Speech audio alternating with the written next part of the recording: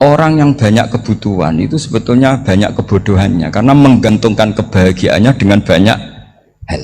Makanya Imam Syafi'i ngendikan istighna itu apa? Al istighna anisya'i, yang dikatakan kecukupan adalah berusaha sebanyak mungkin banyak hal tidak kamu butuhkan, bukan memenuhi semua kebutuhan kamu, karena nafsu kamu ini tidak ada batasnya gitu. Kalau kamu penuhin nggak akan selesai.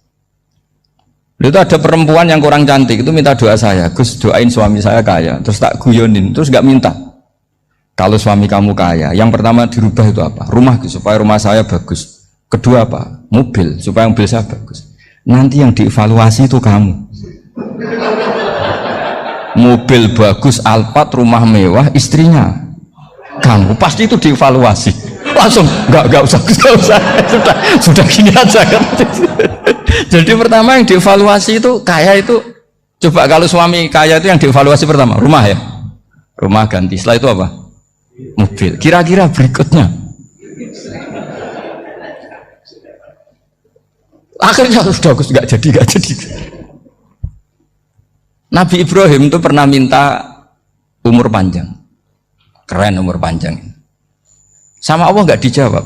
Datang orang tua itu mertamu ke Nabi Ibrahim, terus disuguhi dikasih kurma. Apa itu? Kok kurma apa? Anggur yang sudah matang sekali, sudah dimakan. Setelah dimakan meler keluar lagi, dimakan lagi meler lagi. Terus Nabi Ibrahim masuk lagi ke kamar, ya Allah doanya tak cancel. Nanti kalau saya tua kayak itu. Jadi Allah itu nggak jawab langsung tapi ngirimkan itu. Akhirnya ya Allah nggak jadi. Nanti takut itu. Saya pernah ngalami jadi kiai tadi, ada ibu-ibu ya kurang ya nggak pati cantik lah.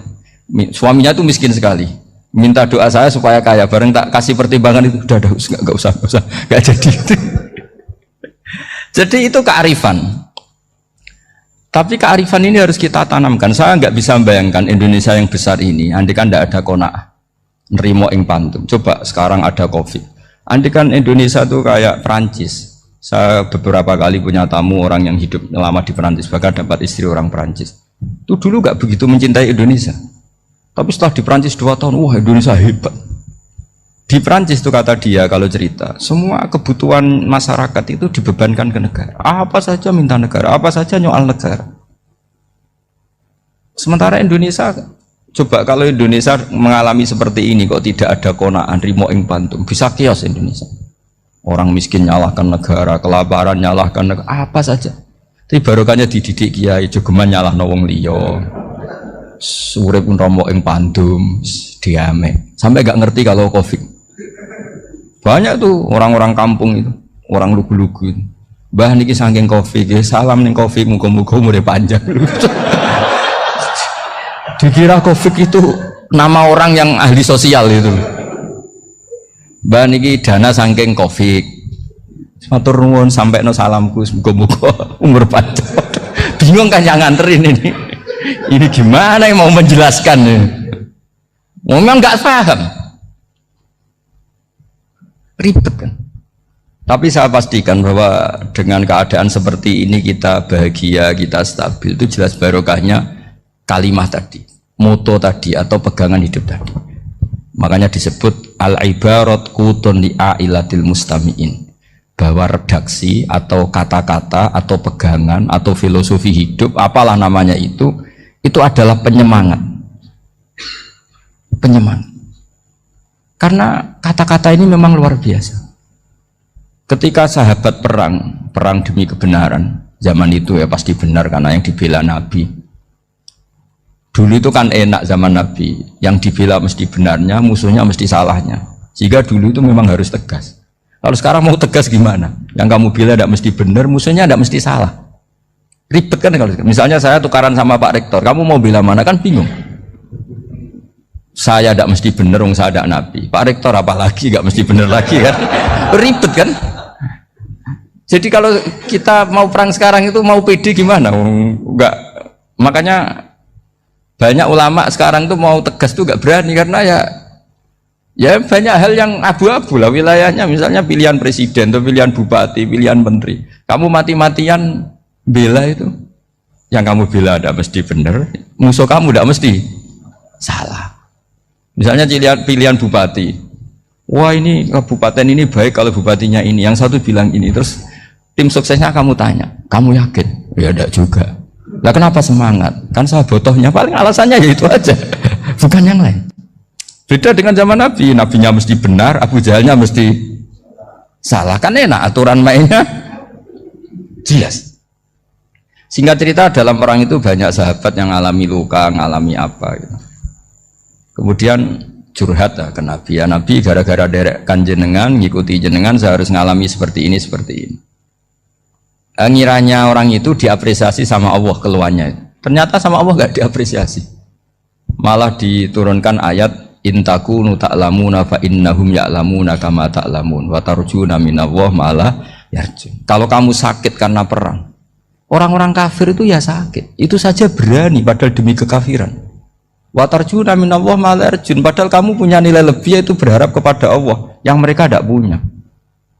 Saya jadi kiai itu ya kadang mangkel, karena yang benci ya benci, yang seneng itu ngel-ngel loh kayak Pak Bejo. Jadi semuanya ribet. Lah iya, yang benci ya ganggu, yang seneng ya ganggu, tambah nemen. Seribet. Tapi kalau sudah ingat bandar narkoba, mereka berhadapan dengan polisi, kadang ditembak karena kesalahannya terlalu fatal. Antar persaingan mereka juga bisa tembak-tembakan karena merebut pasar narkoba. Itu saja mereka berani. Kok kita yang jadi kiai kadang dicium tangannya, dihormati gak berani, hanya takut apa ya, musibah-musibah kecil lah, atau problem-problem kecil. Lah iya, kalau kita bandingannya gitu. Kalau kamu mau tahajud kedinginan, itu masih nanti dihisap Allah itu gitu. Maling ayam itu keluar malam-malam, hanya dapat ayam. Itu gak takut dingin. Ya gak takut digebuki masa. Kamu mau tahajud saja takut dingin. Makanya nanti hisapnya orang soleh itu nanti dijajarkan orang dolim. Terus diperbandingkan. Wah itu habis kamu kalau itu. Jadi misalnya Unisula mau rapat, tapi ini malam, kalau malam dingin nanti sama masuk angin. Anak-anak pang di perapatan aja berani kamu. Kalau sudah perbandingannya gitu tuh ribet kita nanti. Makanya itu kalimat itu moto atau filosofi hidup. Sehingga diulang lagi nasihat itu. Iyam saskum korhun fakodu masal koma korhum mislu. Kalau kamu kena luka, orang-orang yang nggak benar juga akan kena luka. Itu aja berani demi ketidakbenaran. Masa kamu demi kebenaran nggak berani? Akhirnya orang itu, ya itu kalimat, itu heroik. Makanya kita ini penting ya, makanya tadi himne Unisula dimulai kalimat thayyibah.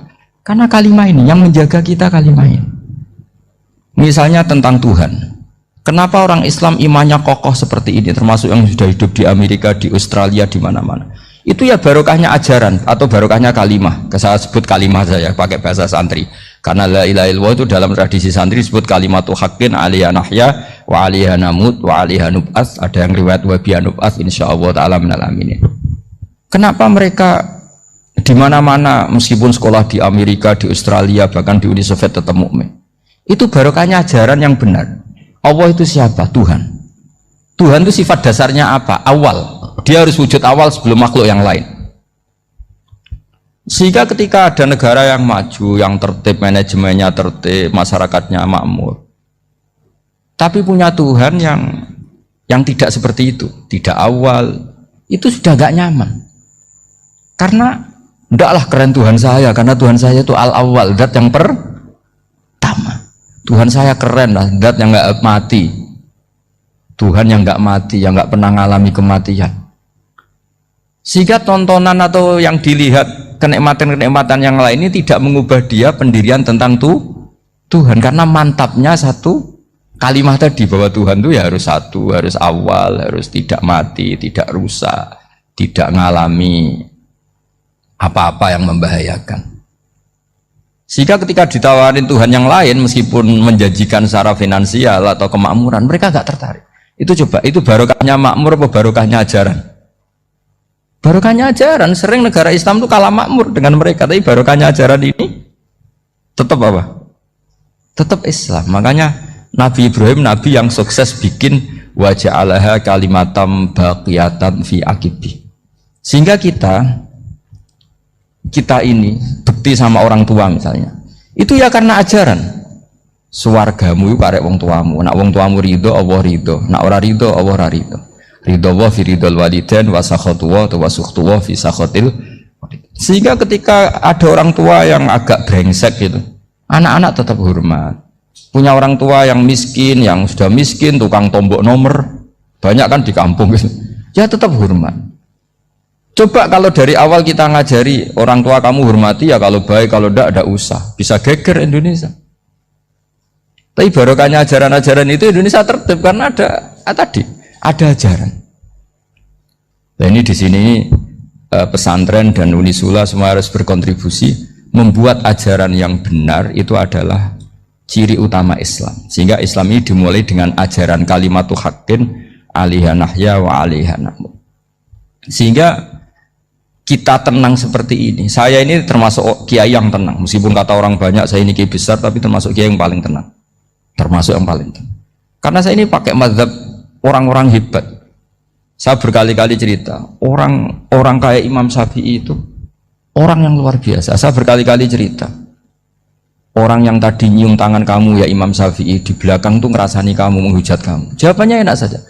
Berarti saya alhamdulillah orang yang wibawa. Buktinya di depan saya nggak berani. Jadi enteng saja. Diceritain sebagian kampung, sebagian separuh dari warga kamu itu nggak suka kamu. Ya bagus lah nggak suka saya, nggak akan utang duit saya.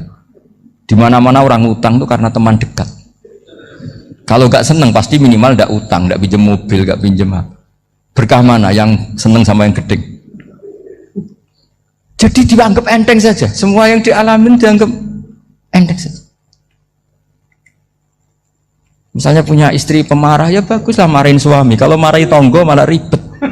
Jadi kamu harus terima kasih kalau dimarahin istri. Baguslah marahin saya mah, kalau marahin tonggo ribet. Jadi enteng saja. Tapi kita sekarang tuh karena nafsu ya, sehingga ngadepi hidup ini ribet. Ulama dulu kalau mau mati itu senengnya bukan main. Sudah lama saya ini ingin gak maksiat. Kayaknya gak maksiat paling efektif itu mati. Ya tidak apa-apa Gusti, kalau sebaiknya mati ya mati aja. Enteng saja. Jadi melihat kematian itu akhir dari segala keburukan atau potensi keburukan. Apapun baik kita sekarang, suatu saat mungkin kita nggak baik.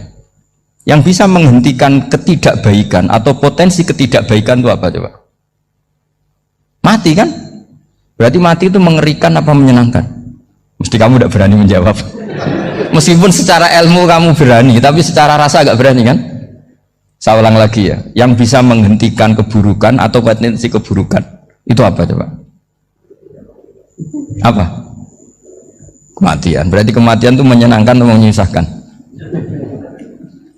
Apapun kamu tidak berani jawab karena kamu agak-agak duniawi itu kelihatannya. Tapi secara ilmu kamu tahu kan kalau mati itu tidak buruk-buruk banget. Karena apa? Itu akhir dari segala keburukan. Sehingga Nabi ngajarkan kalimat itu begitu luar biasa. Allahumma ahyini maka natil hayatu khairan li wa tawaffani maka natil wafatu khairan li. Nabi melihat dunia itu begitu indah. Ya Allah, kalau saya ini hidup, anggap saja hidup ini ziyadatan li fi kulli khairin, menjadi modal saya menambah segala kebaikan. Jika suatu saat saya mati, anggap mawon rohatan li min kulli syarrin, itu akhir dari segala keburukan saya. Sehingga mati hidup ya baik karena di situ kita bisa berkontribusi beramal soleh. Mati juga baik karena mengakhiri segala keburukan. Nabi nate ngendikan lagi, ajaban li amril mu'mini inna amrahu kullahu khair. Orang mukmin itu mengagumkan, semuanya baik. In asobathu na'ma syakara fakana khairan lah. Kalau baru dapat nikmat dia syukur, maka itu baik. Wa in asobatu dharra sabara, kalau dapat masalah mereka sabar, itu juga baik. Sehingga orang mukmin dua sisinya pasti baik. Itu juga kalimat, maksudnya moto atau pegangan hidup. Nah berikut ini saya beri contoh, ini kenangan saya, ini contoh terakhir. Masalah jadi orang terkenal maupun tidak. Di sini dicontohkan Imam Ghazali di halaman 367 di kitab saya 367. Juznya 3 di kitab Ihya Ulumuddin. Di sini beliau cerita betapa untuk menjaga ikhlas sebaiknya orang itu tidak terkenal, tidak syuhrah, tidak terkenal. Oke, itu kita sepakat ya, karena kalau terkenal mungkin orang dipaksa publik, dengan tanda kutip untuk selalu berbuat baik, tapi karena jaim lah, jaga imet atau apa. Tapi ketika dibalik pertanyaannya, kamu rela yang terkenal itu orang nggak benar, sementara yang orang benar itu nggak terkenal. Lalu masyarakat taunya yang tidak benar. Kalau pertanyaannya dibalik gitu, orang baik wajib terkenal enggak? Kalau pertanyaannya dibalik seperti itu, dokter yang benar tidak terkenal, yang malpraktek terkenal. Kamu ingin kondisi seperti itu? Ya ingin kan? Kampus yang bagus nggak terkenal, kampus yang bagus nggak terkenal, yang nggak bagus. Nah, artinya apa? Gara-gara olah kata, olah pikiran, ini logika jadi rubah. Lagi-lagi apa? Jawaban itu ada di kata-kata sebetulnya. Makanya bab-bab seperti ini tidak usahlah kita berdebat, berpolemik. Sebaiknya orang itu humul, menutup diri, apa sebaiknya orang terkenal, itu nggak perlu seperti itu. Sudah terserah Tuhan saja. Makanya saya mulai dulu ngaji sampai sekarang itu ya tidak punya punya ikon tertentu atau punya website tertentu, enggak. Sudah terserah pangeran, sudah. Saya juga tidak sok suci materialistik atau enggak, ya tidak mikir saya. Bukan apa-apa ya, karena saya ini kiai, jadi biasa urusannya sama Allah, tidak sama makhluk. Jadi pusing kalau sama sarah-sarahnya makhluk itu pusing. Meskipun rektor kalau nasihati saya pasti tidak saya terima, itu tetap makhluk, itu sudah ada ngefek. Kalau saya itu sudah ada itu. Bukan karena saya sombong, ya memang makhluk betul gitu, bukan. Cuma nasibnya bejo aja, tapi makhluk tetap makhluk. Saya beri contoh ya. Ini makalah yang ditulis Imam Ghazali. Ya, i'lam aslahaka Allah anna aslal jah wa intisarus sayyid atau sayyidi wal istihar. Bahwa mazmum itu. Balil mahmudu al-khumulu illa man saharahu wa ta'ala linasri dini min ghairi takallufi talabi syuhrati minhu. Jadi kalau kamu ingin ibadah kamu selamat, ya kamu jangan terkenal. Tapi resikonya adalah kalau kebaikan itu tidak terkenal, maka agak dikenali. Kalau nggak dikenali berarti masyarakat hanya punya percontohan yang tidak baik, karena yang baik tidak terkenal. Jadi itulah ulama-ulama dulu. Jadi apa-apa itu dibanding-bandingkan. Kemudian nanti kelihatan, jawabannya itu kelihatan. Jadi ulama dulu itu biasa ngarang misalnya afatun nikah, sisi negatifnya nikah. Harus ngurmat istri, harus macam-macam. Kalau terlantar itu ya dosa. Seperti tadi Pak Marsudi cerita, kalau orang ngapalkan Quran itu takut lupa, kalau lupa itu jadi dosa. Pertanyaannya, kalau semua orang takut lupa, takut dosa, semua orang nggak hafal Quran karena potongan-potongan lupa. Cara berpikir tidak seperti itu. Kalau berpikir ya namanya hafalan, ya inginnya hafal, kan nggak ingin lupa. Lah nanti kalau takdirnya lupa karena hal-hal yang dimaklumi oleh syariat itu enggak yang termasuk dosa. Yang dosa itu lupa ta'wiri udhrin syar'iyyin, lupa yang tidak ada sebab yang apa? Syar'i. Tapi lupa bawaan EQ-nya tidak bagus. Lupa bawaan sering dibentak. Oh itu enggak masalah karena bawaannya orang tertekan itu ya lupa. Coba kamu hafal Quran. Terus punya kredit jatuh tempo, pas hari itu aku yakin enggak cerdas sudah. Itu bawaannya orang tertekan tuh pasti lupa. Jadi ya saya teruskan ya. Jadi terus ada makalah yang sangat bagus sekali tentang itu. Saya baca ya. Wa yadullu ala dzalika anna Allah azza wa jalla amaral anbiya'a bi idharil amali lil iktida wa khassahum bi mansibin nubuwah. Wala yajuzu ayyudhanna bihim annahum khurrimu afdolal amalen. Jadi orang yang terlalu mendewa-dewakan khumul itu menutup diri. Oke, itu baik, karena dengan khumul, dengan menutup diri Anda tidak riya, Anda tidak pamer. Tapi kata Imam Ghazali, kamu juga harus ingat, di antara syaratnya Nabi itu harus mengumumkan kalau beliau itu seorang Nabi. Harus memaklumatkan kalau beliau seorang Nabi supaya bisa diikuti. Caranya sholat harus diumumkan, sehingga Nabi itu mengatakan harus jamaah. Karena dengan cara jamaah itu bisa shollu kama ra'aitumuni usolli. Coba kalau Nabi sholatnya nggak diperlihatkan, kamu harus sholat yang benar. Caranya gimana ya Rasulullah? Itu rahasia. Bingung nggak kira-kira? Bingung nggak? Ya misalnya amal rahasia selalu lebih baik. Terus ada pertanyaan, Nabi ngendikan kamu sholat yang benar. Caranya gimana Nabi? Ya itu rahasia. Terus gimana coba? Tapi Nabi ngendikan apa? Shollu kama ra'aitumuni usolli. Ya sudah, kamu sholat, niru saya sholat. Berarti Nabi sholatnya diperlihatkan apa disembunyikan? Diperlihatkan. Jadi begitu juga saya berkali-kali bilang, orang tahu kalau itu bidan ya berdasar tulisan itu bidan. Tahu kalau itu dokter gigi ya itu dokter gigi. Jangan sampai gara-gara tidak ada tulisan mau beli alat bangunan di dokter gigi, mau periksa gigi di toko bangunan. Gara-gara apa? Nggak ada maklumat. Nah, di sini ulama-ulama selalu memaklumatkan dirinya. Termasuk Imam Ghazali ketika ngarang kitab dinamai Ihya Ulumuddin, bahwa kitab ini bisa menghidupkan ilmu-ilmu agama yang mulai hilang. Begitu seterusnya. Jadi ini ngaji ya. Jadi orang itu harus ngerti ya. Jadi jangan nuruti emosi sendiri atau logika sendiri. Bahwa saya suka humul, ya monggo, agama Islam menyediakan sarana itu. Uzlah itu ya punya sisi kebaikannya sendiri. Tapi syuhrah terkenal asal tidak nuruti nafsu juga punya sisi kebaikannya sendiri. Setidaknya umat ini punya satu master kebaikan yang mudah diakses.